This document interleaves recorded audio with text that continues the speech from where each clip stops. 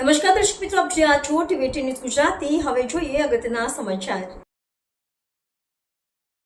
અત્રેના કચ્છ પશ્ચિમ જિલ્લામાં નકલી સોનું પધરાવવાના અને એવા બધા ઘણા બધા બનાવો પાસ્ટમાં બનેલા છે. અને એલસીબીના કર્મચારી જીવરાજભાઈ ગઢવી અને શક્તિસિંહ ગઢવીને ખાસ બાતમી મળેલી કે ભુજ સરપટ નાકામાં 3 ઈસમો છે, 3 ભાઈઓ છે, રમજુ શાહ કાસમ શાહ શેખ, અઝરુદ્દીન કાસમ શાહ શેખ અને અલી શાહ કાસમ શાહ શેખ. આ લોકો જુદા જુદા ઇન્સ્ટાગ્રામ, ફેસબુક અને વોટ્સએપ ઉપર જુદા જુદા નામની આઈડી બનાવીને વિડીયો અપલોડ કરે છે. એમાં નોટોના બંડલો હોય, એમાં ઉપર સાચી નોટ હોય, બાકીની ખબર ના પડે, પણ બંડલ દેખાય. પછી સોનાનું બિસ્કિટ હોય એના વિડીયો. એટલે 1 લાખના બદલામાં 5 લાખ રૂપિયા આપવાની, અને જે સોનાના બિસ્કિટ છે એ માર્કેટ ભાવ કરતા એકદમ ઓછી કિંમતે આપવાની લોભામણી લાલચ આપતા વિડીયો એ લોકોએ અપલોડ કરેલા.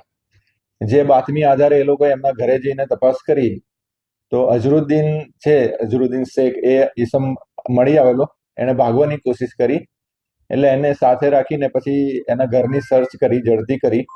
તો એમાં એમના ઘરની જે સેતી છે પલંગ, એમાંથી જુદા જુદા નોટોના બંડલો મળ્યા. એમાં 500ની નોટોના બંડલ, 100ની નોટોના બંડલ, 200ની નોટોના બંડલ, એ બંડલો મળ્યા. એમાં ઉપર એક નોટ સાચી હોય અને બાકીની નીચે બધી નકલી નોટ હોય, ચિલ્ડ્રન્સ બેંક ને એવી બધી નોટો હોય. એટલે એવા બંડલો મળ્યા. ટોટલ 12 સોનાના બિસ્કિટ મળ્યા. એમાંથી 1 બિસ્કિટ અસલી છે, બાકીના નકલી છે. કુલ 18 સિમ કાર્ડ મળેલા છે, એમાંથી 1 દુબઈનું સિમ કાર્ડ છે.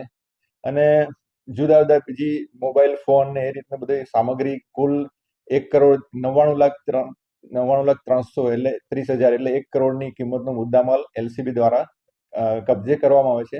અને એ હાજર મળી આવેલ ઈસમ અઝરુદ્દીન કાસમ શાહ શેખને હસ્તગત કરીને બી ડિવિઝન પોલીસ સ્ટેશનમાં ગુનો રજીસ્ટર કરવામાં આવે છે. આરોપીઓનો ગુનાહિત ઇતિહાસ છે, જે એમણે ભૂતકાળમાં પણ ગુના કરેલા છે.